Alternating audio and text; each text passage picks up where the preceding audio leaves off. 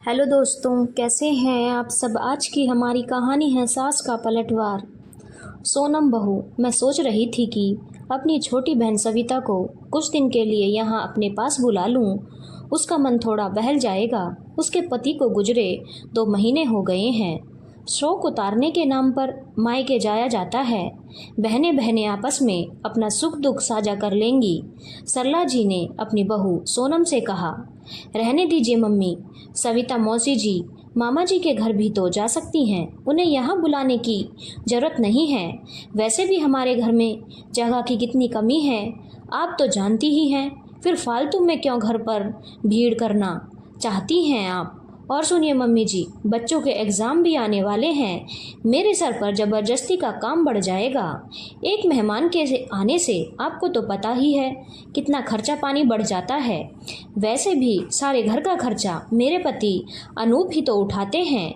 बहू सोनम ने बड़ी बेरुखी से अपनी सास सरला जी से कहा, तुम तो जानती हो बहू, मेरी भाभी यानी अनूप की मामी जी का स्वभाव बहुत तेज है। तुम्हारी मौसी वहाँ 2 दिन भी खुलकर नहीं रह पाएंगी, इसीलिए मैं यहाँ बुला रही हूँ, सरला जी ने धीरे से कहा। जब से सरला जी के पति का देहांत हुआ है, उनके बेटा बहू घर के सर्वे सर्वा बन गए हैं। पर मकान अभी भी सरला जी के नाम था, लेकिन उनके हाथ में एक पैसा भी नहीं होता था। अब तो उन्हें घर के किसी भी निर्णय में शामिल भी नहीं किया जाता था।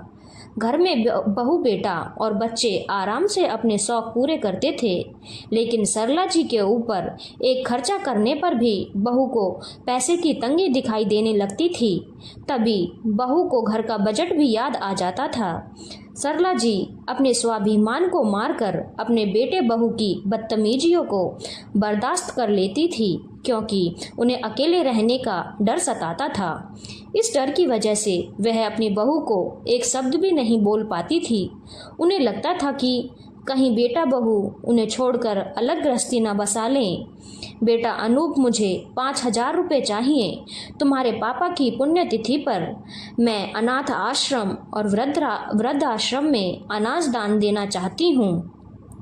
तुम्हारे पापा के गुजर जाने के बाद हमने कोई दान पुण्य भी नहीं किया, सरला जी ने एक दिन अपने बेटे अनूप से कहा। अनूप के कुछ कहने से पहले ही उसकी पत्नी सोनम बीच में ही बोल पड़ी, माँ जी, घर का सारा खर्चा हम उठा रहे हैं। आपके खाने पीने दवाइयों पर भी तो कितना खर्चा होता है। अब आपने इस महीने यह नया खर्चा जोड़ दिया। जो चला गया है उसके नाम से यह सब काम धाम करने की क्या ज़रूरत है। सोनम ने आज बोलने में अपनी सारी सीमाएं लांघ दी थी। बहू की जुबान से ज़्यादा सरला जी को अपने बेटे अनूप की चुप्पी खल रही थी।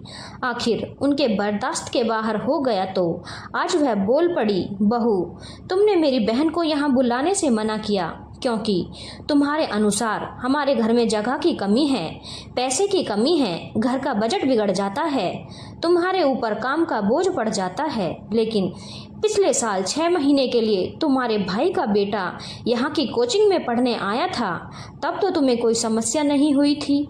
तब भी तो तुम्हारे बच्चों के एग्ज़ाम चल रहे थे, तब भी तो घर में उतने ही कमरे थे जितने आज हैं। तुम्हारे भाई का बेटा भी तो हमारे साथ खाता पीता था या किसी होटल में, तब तो तुम्हारा बजट नहीं बिगड़ा, बल्कि मैंने तो उसे अपना समझा और इसीलिए उसके खाने पीने का बराबर ध्यान रखती थी। तुम सुबह उठ भी नहीं पाती थी, सोती रहती थी। मैं सुबह 4 बजे उठकर उसके लिए 1 गिलास दूध बादाम के साथ उसके पास रख आती थी। और तो और, तेरे मायके से कोई रिश्तेदार आता है तो मैं उनका खुले दिल से स्वागत करती हूँ। तुम जो हर महीने हजारों रुपए ब्यूटी पार्लर और अपने कपड़ों के ऊपर खर्चा करती हो, मैंने कभी इस बात पर भी ऐतराज नहीं किया, लेकिन तुम्हें मेरी दवाइयों पर किया गया खर्चा पहाड़ सा भारी लगता है। तुम्हारे ससुर जी के जाने के बाद तुमने मुझसे कहा, माँ, कि मुझे आपका बड़ा कमरा चाहिए, तो मैंने खुशी खुशी अपना कमरा तुम्हें दे दिया। मैंने सोचा तुम लोग तो मेरे अपने हो, तुम लोग सुविधा से रहो, इसी में मेरी खुशी है। याद रखो बहू, यह घर आज भी मेरा है। तुम्हें मेरे जरूरी खर्च भी भारी लग रहे हैं, तो अब से तुम लोग इस घर में किराएदार की हैसियत से रहोगे। इस घर में रहने का तुम लोगों को अब किराया देना होगा। ताकि मैं मेरा खर्चा खुद निकाल सकूं। नहीं तो तुम लोग इस घर से जा सकते हो, मैं कोई किराएदार ढूंढ लूँगी। सरला जी ने दृढ़ता के साथ कहा। यह क्या मम्मी, अब आप अपने बेटे बहू से किराया लेंगी? आप और तो और मुझे इस घर से निकलने को भी कह रही हैं। सरला जी बोली, वाह बेटा, जब तेरी पत्नी छोटे बड़े का लिहाज छोड़कर मेरा अपमान करती है तब तो तुझे कुछ सुना ही नहीं देता, और जब मैं तुम लोगों की सच्चाई का आईना दिखाया तब तुम्हें सुनाई देने लग गया। अब यूं अपमानित होकर मैं तुम लोगों के साथ नहीं रह सकती हूँ।